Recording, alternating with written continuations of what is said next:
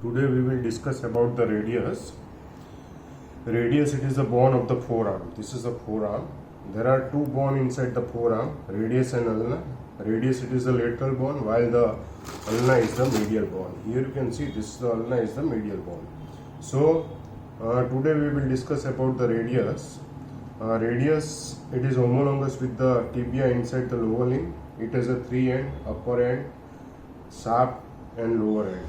Upper end, which has it is a circular in shape, and it is a attached, it is called the head of the radius. This is a just below to the head, this is called the neck of the radius, and just below to the neck there is a radial tuberosity.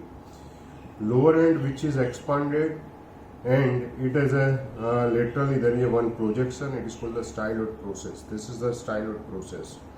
So for the side determination, how you have to keep the side determination, you have to always upper end head, which is lies superiorly, the anterior surface or lower end of the shaft of the radius, which is it is a plane, and there is a one reeds which is lies at the most lower part. It is a prominent reeds, you can see.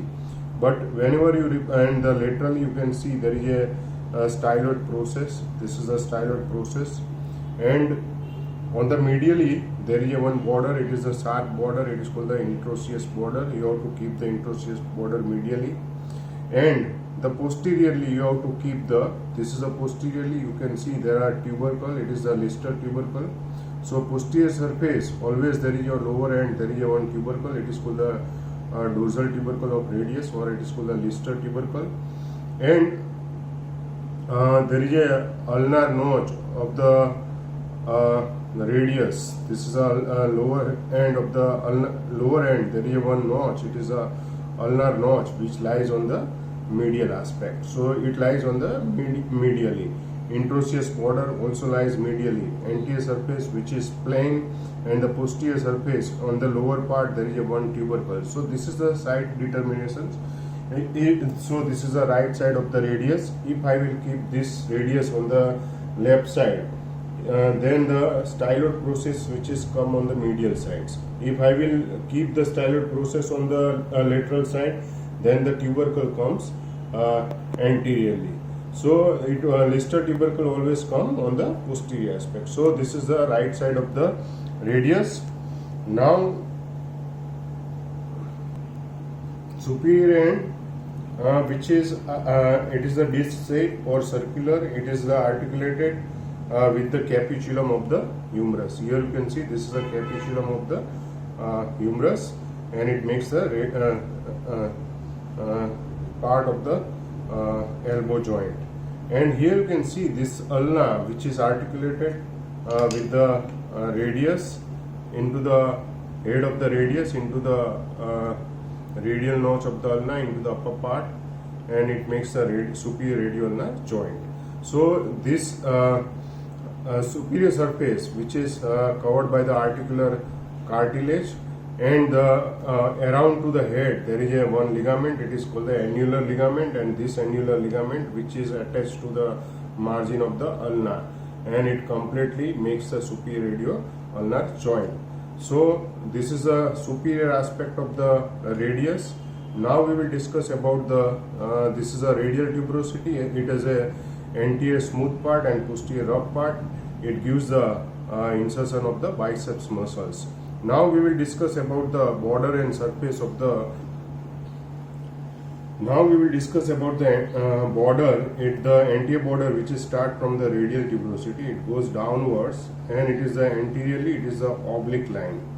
It is a oblique.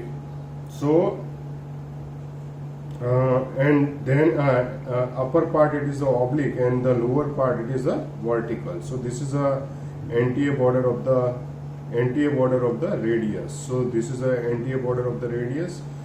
This is a medial border of the radius. It is a very sharp as compared to the other borders, and it is start from the posterior end of the radial tuberosity, and it goes downwards, and it end at the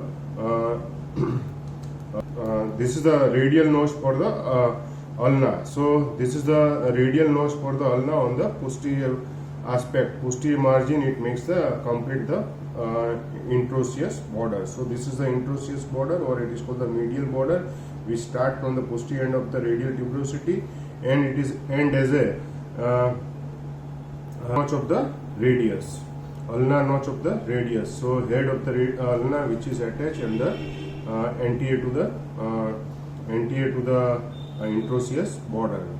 Another border, it is the just on the posterior aspect. Here you can see it is a mirror image of the anterior border. It is a posterior border. This posterior border, the upper part, which is the oblique, and it is goes downwards, and it is the end up to the tubercle, Lister tubercle. So this is a posterior border of the radius. So three borders. Anterior border, it is also oblique into the upper part, and into the lower part it is straight. Introosseous border, it is the most prominent border, and the posterior border, it is a mirror image of the anterior border. So three surface between the anterior border and introosseous border or medial border. This surface, it is called the anterior surface of the radius. Between the anterior border and posterior border, the surface, it is called the lateral surface of the because it lies over the lateral side, so it is called the lateral surface.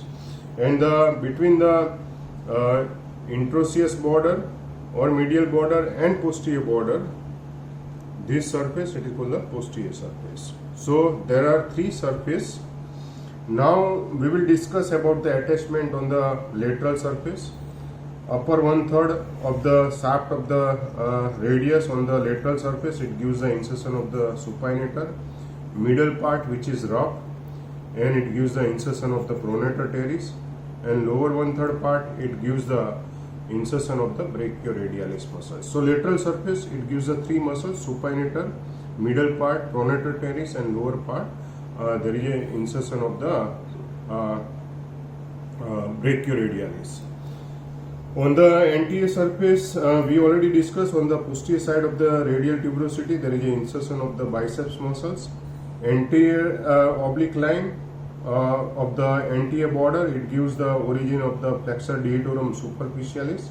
It gives the origin of the flexor digitorum superficialis, and the major portion of the anterior surface below to the neck, upper middle 2/4 part, it gives the origin of the anterior surface. It gives the origin of the flexor pollicis longus, and the lower 1/4 part, it gives the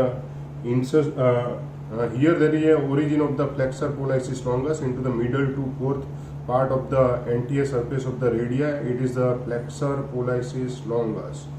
Into it is the origin, and the insertion of the pronator quadratus into the lower 1/4 part of the radius, lower 1/4 part of the radius. And here, just above the pronator quadratus muscles and the anterior margin of the lower end of the radius, there is a you can palpate the radial artery.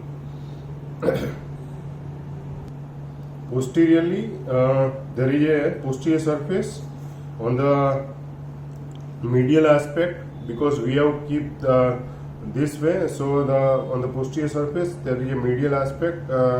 Into the middle part, there is a origin of the abductor pollicis longus, anterior pollicis longus, and extensor pollicis brevis. So these are the muscular attachment of the radius, and here you can see the lower end of the radius have a 5 surface. I forget this is the anterior surface of the lower end of the this is the ulnar notch. It is makes the medial surface, and this is the Lister tubercle. It makes the posterior surface, and styloid process, this one, it is the lateral surface. Beyond to the styloid process, it is the lateral surface, and this is the inferior surface. Where there is an inferior surface, the triangular area, it gives the attachment of the scaphoid, and the quadrate area, it is the attachment of the lunate.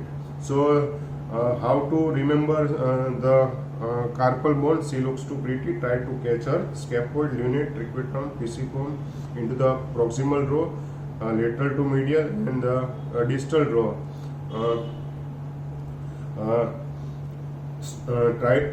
She looks too pretty. Try to trapezium, trapezoid, capitate, and hamate. These are the bones which is inside the carpal bone. So here there is a scaphoid and lunate bone which is attached.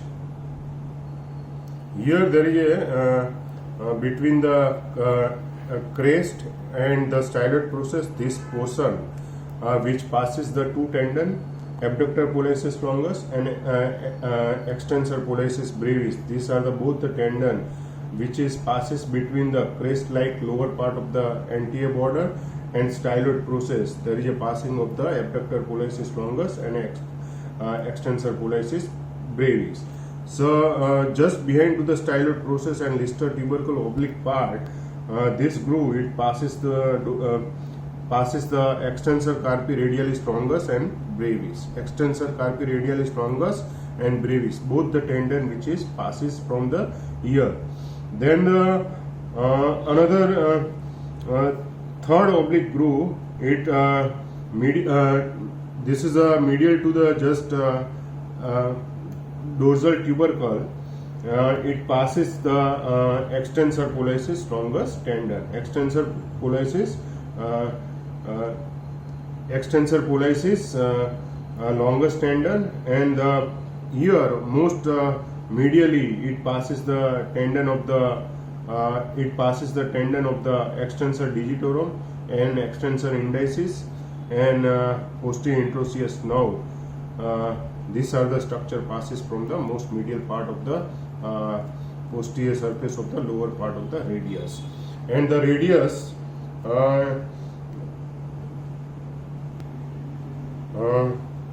have one primary center, and the clinical aspect, it is a outer stretch hand. There is a fracture of the lower end of the radius. It leads to the lower fragment which is goes backwards, and it is look like a dinner fork deformity. It is called the Colles fracture. It is the most common fracture of the radius, and opposite to it, whenever the lower segment which is come anteriorly and it is upwards, then it is called the Smith fractures. So this is about to the radius. Hope you enjoy the lecture. Thank you very much.